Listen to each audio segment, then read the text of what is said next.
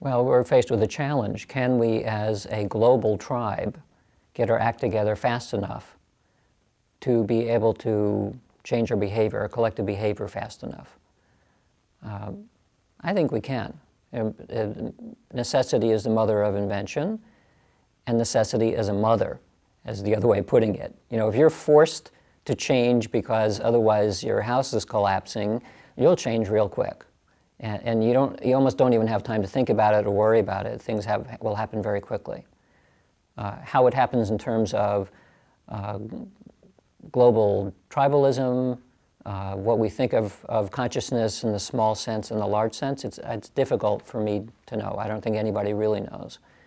And if it's true that there is something like a global mind, whether you think of it in a vaguer spiritual sense or something more mechanistic like a giant brain out there, if that is pulling us, the way I think of it is like a teleological pull, that the big mind has its own intentions going on, and its own thoughts and desires and perhaps anything, all of these things that we think of as our small mind, it could be pulling us. It could even arrange things to happen to force us to be pulled.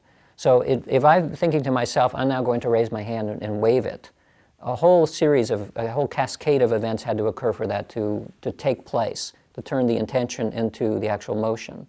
So if there's a Gaia mind out there and Gaia is recognizing, you know what, it's smoky in here, and I think to clear things up, Gaia can do something as a very large scale, perhaps extremely intelligent system to do that.